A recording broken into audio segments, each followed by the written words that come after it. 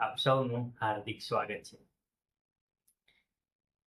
આજથી આપણે hidden ethics નામની સિરીઝ લોન્ચ કરવા જઈ રહ્યા છીએ. આ સિરીઝ ને આપણે હિડન નામ આપવામાં આવ્યું છે. હિડન એથિક્સ એટલા માટે આપણે જે વાત કરવાના છીએ એ માત્ર કોઈ એક્ઝામ પૂરતું જ નથી કે ભાઈ માત્ર જીપીએસસી કે યુપીએસસીના વિદ્યાર્થીઓ પૂરતું જ નથી. આ જે એથિક્સનો કોર્સ છે તે આપણા રોજબરોજના જીવનમાં પણ આપણને ઉપયોગી થશે. અને નૈતિકતા શું ને અનૈતિકતા શું જે વચ્ચેનું આપણે પાતળી ભેદી રેખાને ઓળખી શકીશું. આ કોર્સ એવું નથી કે અમે જે કોર્સ આપવા અથવા લોન્ચ કરવા જઈ રહ્યા છીએ એ માત્ર યુવાનો પૂરતો જ હોય.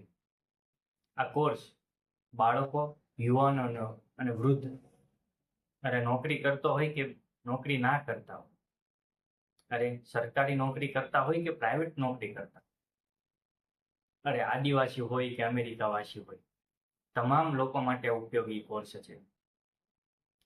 આની અંદર આપણે કોઈ પણ એક વિષયને આપણે બધા જ એંગલથી સમજવાનો પૂર્ણ પ્રયાસ કરીશું. આપણે આપણા જે સદીઓથી ચાલી આવતી જે આપણી પરંપરા, રૂઢિવાદિતા, પૂર્વાગ્રહો, અંધવિશ્વાસો એને આપણે દૂર કરવાની ટ્રાય કરીશું. અને આપણે જે આની અંદર જે કન્ટેન્ટ આપીશું એવું નથી કે કોઈ અમારી ટીમ દ્વારા બનાવેલું હોય. અમારી ટીમે અલગ અલગ જગ્યાએથી કલેક્ટ કર્યું છે અને તમને કમ્પાઇલેશન ફોર્મની અંદર અમે આપવા માંગીએ છીએ. આ કોર્સ એવો છે કે જેને સાંભળવાથી મે બી વિપક્ષ પણ વધી શકે, વિરોધી પક્ષ પણ વધી શકે. કેમ કે આપણે આની જે અંદર જે વાત કરીશું ને માત્ર થિયરિકલ નથી, પ્રેક્ટિકલ પણ વાત કરીશું. આપણે અહીંયા અમે તમને એવું શીખવાડવા નથી આવ્યા કે ભાઈ ઓકે તમે આખી જિંદગી નૈતિકતાના માર્ગ પર ચાલો, કે અમે એવું પણ નથી કહેતા કે આખી જિંદગી અનૈતિકતાના માર્ગ પર ચાલો. બસ અમે તો એટલું જ કહીએ છીએ કે નૈતિકતાના માર્ગ પર ચાલવાના ફાયદા શું, ગેરફાયદા શું, અનૈતિકતાના માર્ગ પર ચાલવાના ફાયદા શું, ગેરફાયદા શું, તેના ઉપર આપણે વિચાર કરીશું. એટલે તમને પણ ખ્યાલ આવશે કે ક્યારે કયો રસ્તો પસંદ કરવો. આપણને ખ્યાલ છે મહાભારતની અંદર આપણે કહીએ છીએ ધર્મયુદ્ધ, પણ અધર્મ સિવાય કાંઈ નથી. છતાં આપણે એને અનૈતિકને નૈતિકતાની શ્રેણીમાં રાખીએ. ખરેખર નૈતિકતાનો ઘણા બધા મિનિંગ થાય, પણ એનો એક પ્રચલિત અર્થ એવો છે કે નૈતિકતા એટલે શું કરવું અને શું ન કરવું એના વચ્ચેની જે પાતળી ભેદી રેખા છે ને એને નૈતિકતા કહેવાય. અને આ જે નૈતિકતા છે ને પૂરેપૂરી સબ્જેક્ટિવિટી ઉપર આધારિત છે, જેની અંદર આપણે નિર્ણય નથી લઈ શકતા કે સાચું શું ને ખોટું. અને આ સિરીઝની અંદર આપણે ઘણા બધા ધર્મો ઉપર પ્રહાર કરીશું.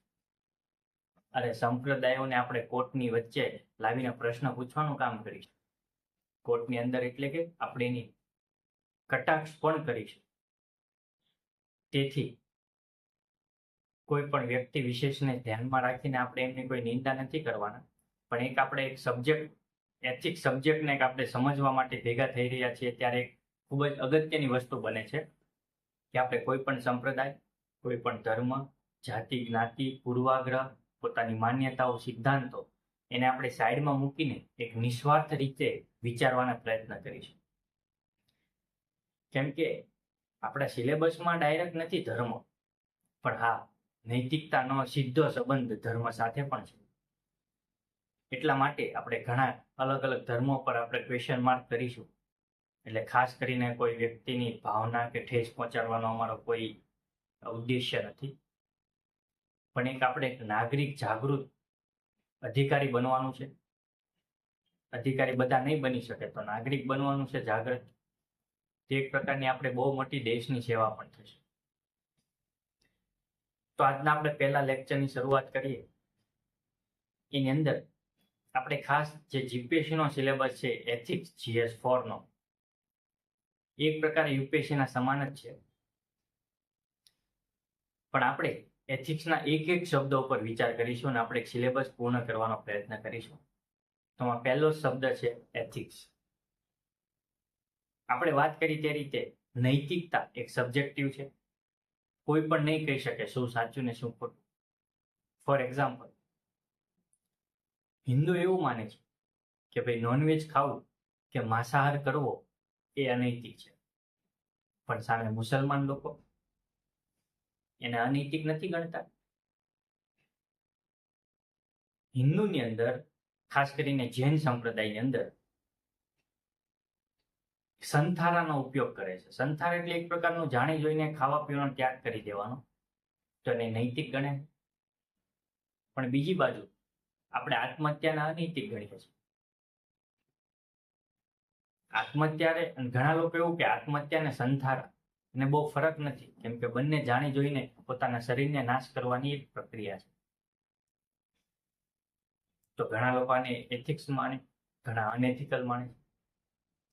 ભારત દેશની અંદર જમણી બાજુ વાહન હકાવવા એ અનૈતિક છે, પણ ઘણા દેશની અંદર ડાબી બાજુ વાહન ચલાવવા અનૈતિક છે. તો સબ્જેક્ટિવિટી ઉપર આધારિત છે. એટલે આમાં આપણે નિર્ણય નથી લઈ શકતા શું સાચું છે, શું ખોટું છે, શું એથિકલ છે, શું અનએથિકલ છે. જનરલી એવું કહેવાય, ખાસ કરીને ધાર્મિક ધર્મ જે છે, મોટાભાગના ધર્મો હોય કે સંપ્રદાયો, એનું એવું માનવું છે કે જ્યારે તમે નૈતિક હશો ને તો જ તમે ધાર્મિક વ્યક્તિ બની શકશો. અને એ લોકો નૈતિકતા એટલે શું? જવાબદારી, સત્યનિષ્ઠા, પ્રામાણિકતા, સાહસ, ધીરજ, સહાનુભૂતિ, સમાનુભૂતિ, આ બધા મૂલ્યને ડાયરેક્ટલી અથવા ઇનડાયરેક્ટલી એથિક્સની અંદર મૂકવામાં આવે, નૈતિકતા ગણવામાં આવે છે. કોઈકની મદદ કરી તો નૈતિક ગણવામાં આવે. તો મોટાભાગના ધર્મ એવું સ્વીકારે જ્યારે તમે નૈતિક હો ને તો જ ધાર્મિક બની શકો, પણ એ વાત સદંતર ઊંધી છે. ખરેખર ધર્મ પહેલા હોય અને નૈતિકતા પછી આવે. નૈતિકતા તો ધાર્મિક વ્યક્તિની બાય પ્રોડક્ટ છે, એમાં કોઈ પ્રયત્ન નથી કરવો પડતો. સહેજે સહેજે નૈતિકતા એ પડછાયાની જેમ આપણે ચાલીએ ને એમ એની પાછળ ચાલે. પણ અત્યારે થયું છે એવું કે નૈતિકતાને આગળ લઈ લીધી અને ધાર્મિક પાછળ લઈ લીધું. અહીંયા ધર્મનો અર્થ આપણે હિન્દુ, મુસ્લિમ, ક્રિશ્ચિયન નથી કરવાનો. આ ધર્મ એટલે કર્તવ્ય, જવાબદારી છે. આપણો પરંપરાવાદી જે ધર્મનો અર્થ કરીએ છીએ ને એ મોડર્ન ધર્મ નહીં. તો ખાસ આ બંને વચ્ચે આપણે અંતર પણ જાણી લઈએ કે આની અંદર આપણે નૈતિકતાને આગળ રાખીએ છીએ અને ધર્મને પાછળ રાખીએ. તો પ્રશ્ન ક્યાં થાય? પ્રશ્ન એવો થાય છે કે જે રીતે બળદગાડું હોય તો આપણે ગાડાને આગળ લઈએ, બળદને પાછળ રાખીએ અને ગાડું ચલાવવાનો પ્રયત્ન કરીએ તો શું ગાડું ચાલે? કોઈ પણ સંજોગોની અંદર ના ચાલે.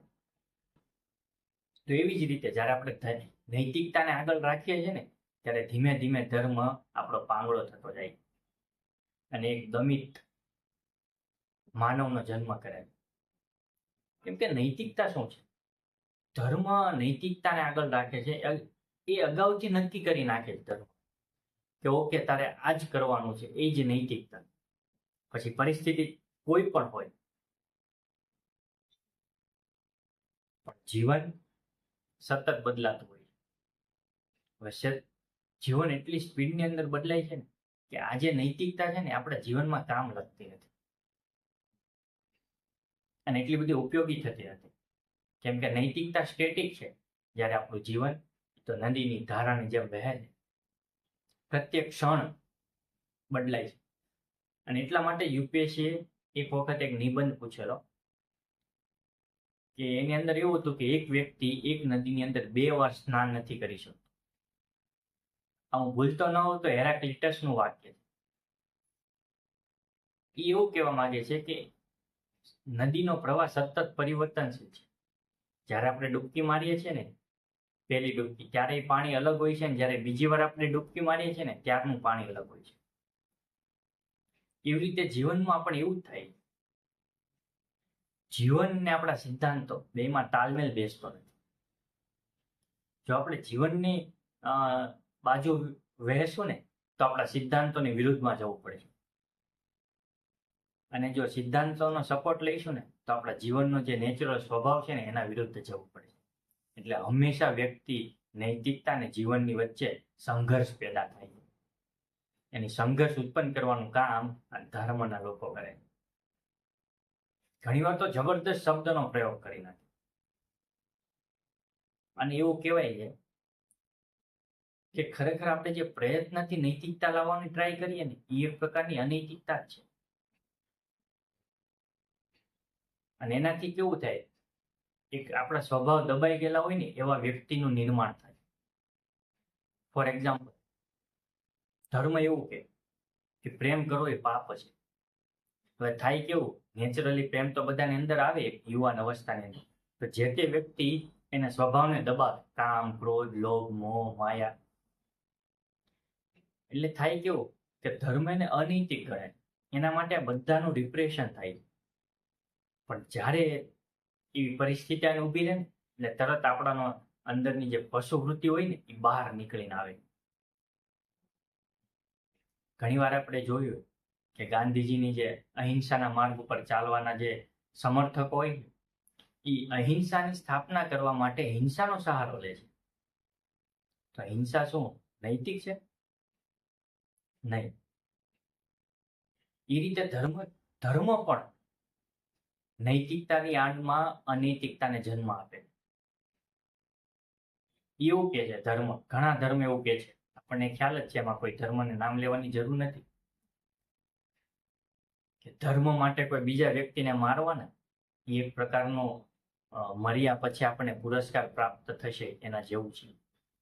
ઘણા લોકો એવું કહે છે ધર્મ માટે તમે મરી જાઓ, ધર્મ માટે લોકોને મારી નાખો તો તમને સ્વર્ગ મળશે, તમને જન્નત મળશે. આપણને બધાને ખ્યાલ છે કે થોડાક સમય પહેલા જમ્મુ કાશ્મીરની અંદર એક એટેક થયેલો ટુરિસ્ટ ઉપર.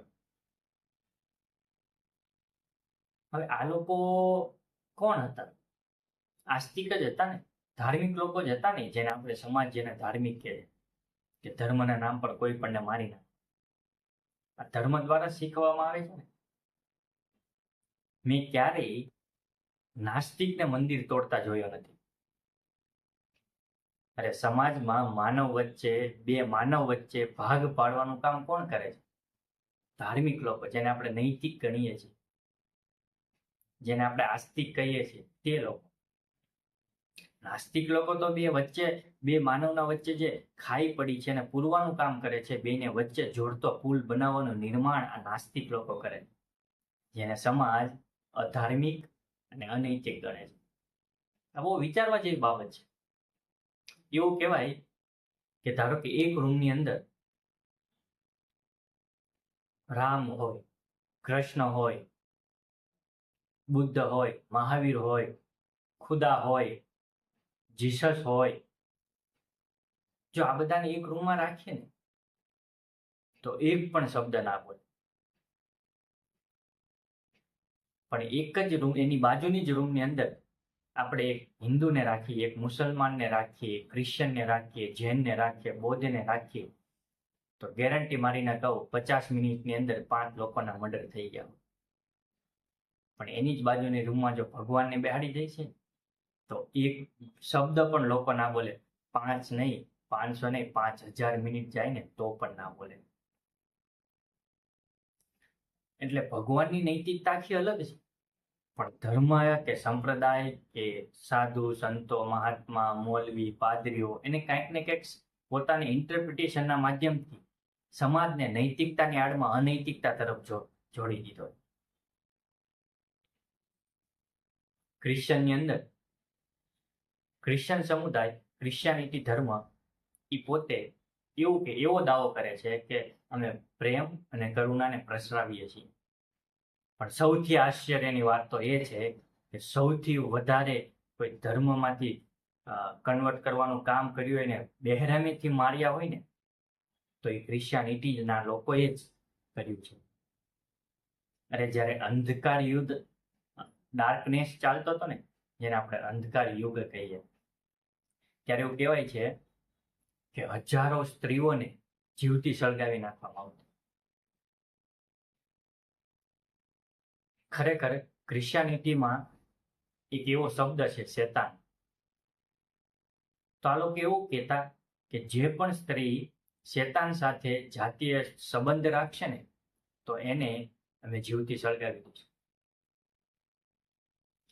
અને પોપે તો એક સ્પેશિયલ કોર્ટ બનાવેલી એ વખતે કે કોઈ પણ સ્ત્રી ઉપર કોઈ શંકા પણ કરે ને તો આપણે એને કેદ કરવી અને એની ઉપર અત્યાચારો અને એની ઉપર જબરદસ્ત ક્રૂરતા આચરવી. હવે શેતાન ખાલી શબ્દ છે, એનું અસ્તિત્વ જ નથી.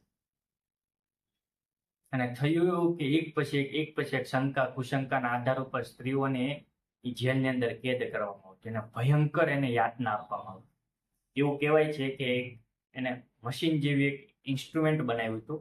એની અંદર સ્ત્રીઓને સુવડાવી દેતા, પોતે પગ અને હાથ બાંધી દેતા, પગ પોતે નીચેની તરફ ખેંચાય અને હાથ ઉપરની તરફ ખેંચાય અને આખું શરીર ખેંચાય અને એક તડપાવીને એને યાતના આપવામાં આવતી કે બોલ તારા શેતાન સાથે જાતીય સંબંધ છે કે નહીં.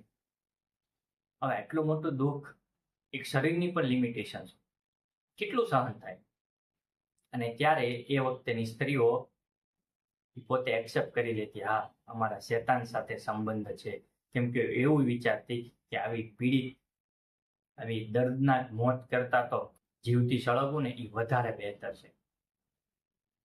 અને એવું કહેવાય છે કે ભરા ચોકની અંદર એમને જીવતી સળગાવી દેવામાં આવતી. આવો એક નહીં, હજારોની સંખ્યાની અંદર આવા પ્રસંગ થતા.